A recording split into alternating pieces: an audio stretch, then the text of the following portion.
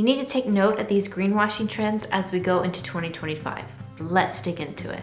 According to the European Commission, 53% of green claims are vague, misleading, or inaccurate. Consumers are calling out greenwashing like they never have before. The intensity of misinformation over the years has really transformed the way that we look at our sustainable communication and how seriously we are starting to take greenwashing. The reality is greenwashing has becoming mainstream over the last several years. And because of that, consumers have lost trust in brands and what brands can deliver on the scope of people and the planet. Dr. James Roby is the head of sustainability at a prominent company. He recently said, quote, "A staggering 52% of consumers believe organizations are greenwashing their initiatives, up from 33% just the year previous." Yes, we have a huge trust problem. In 2024, we saw greenwashing growing in popularity and more people talking about it. As a marketing consultant in sustainable communication, I had people turning to me left and right that they wanted to know more about greenwashing, how they could prevent it, and also how they can spot it. So all in all, these marketers were finally getting to the point where they understood that they needed to skill up in greenwashing and understand how to identify it, but also avoid it. This is great news for our industry because as we go moving forward, we can see hopefully less greenwashing. But does this actually mean that we are breaking up the greenwashing engine? Greenwashing incidents actually decreased by 24% in 2024. I think this is attributed to recent changes in regulation that we had across the European Union, the UK, Australia, and even in the United States. We have regulation on the rise. But we also have immense awareness building amongst marketers and communicators. Marketers are finally aware of greenwashing, what it is, and they feel the need to be avoiding it in a more conscious manner. But we also saw the rise of green hushing. So green hushing is a new shade of green. And it's basically the silencing of your green attributes or ambitions because you have the fear that those might be greenwashing. So where do we really stand with greenwashing going into 2025? With that said, let's pause and I'm going to quickly introduce myself. My videos bring awareness to the marketing as a force for good movement, and I bring awareness to sustainable marketing. I encourage you as the marketer and communicator to step into the eco-marketer role so that we can all together build a more prosperous, people and planet-driven future.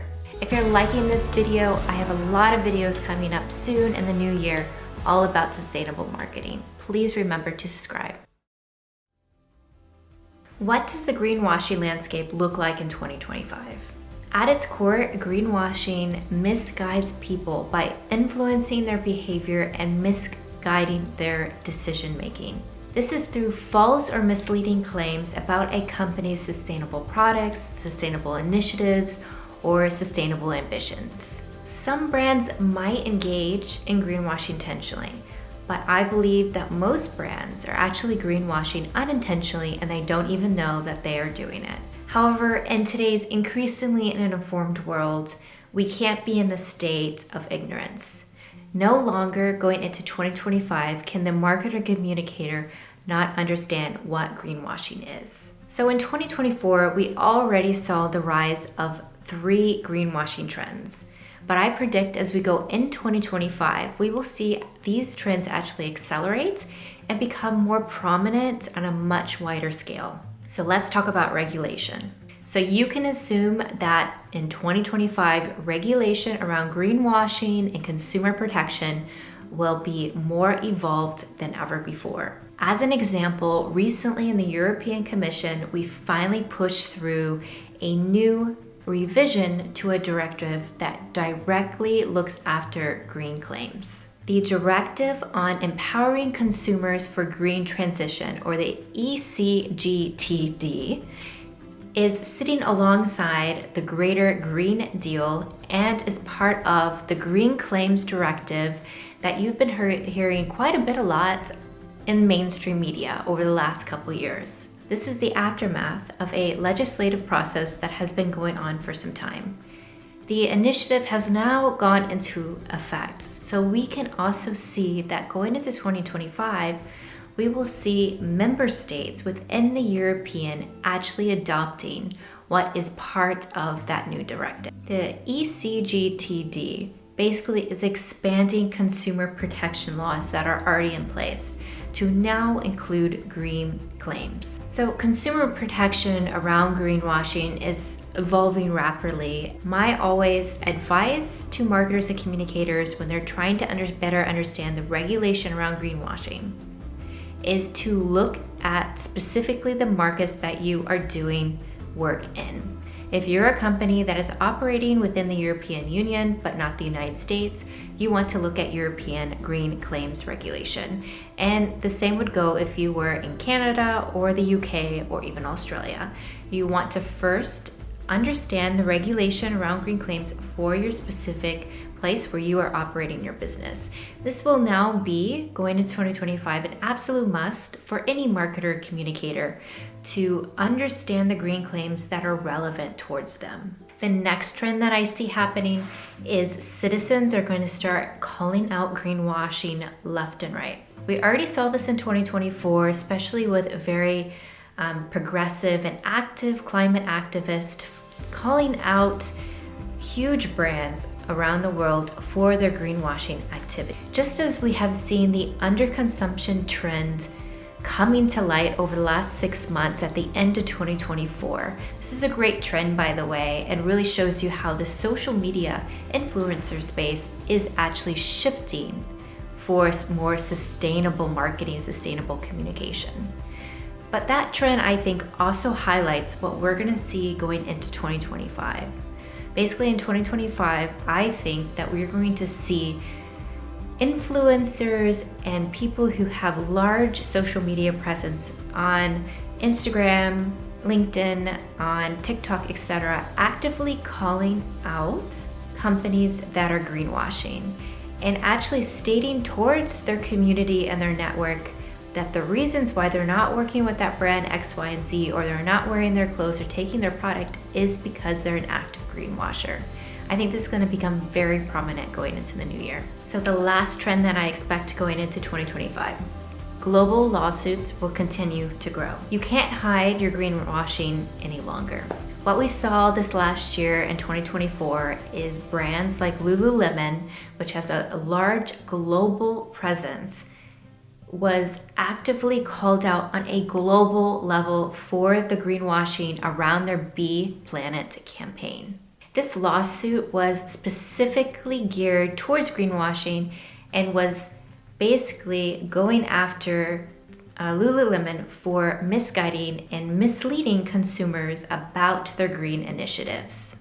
I will expect more regional, national, and even global lawsuits happening in 2025.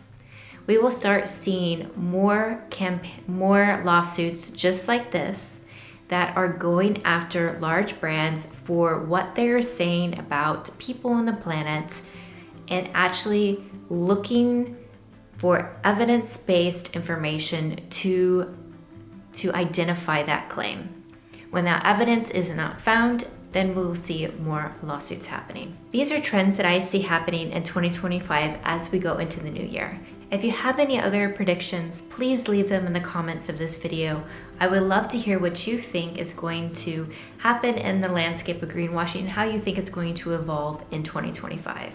To wrap up this video, I wanted to share with you some easy steps that you can start today to help you avoid greenwashing. Number one, educate and keep yourself up to date on the latest greenwashing regulation and legislation that is coming out around the world. Make sure that you're staying compliant and updated with the regulations that are constantly evolving. Avoid using claims like eco-friendly or even sustainable, unless you have clear evidence that is supported by science-based information and data.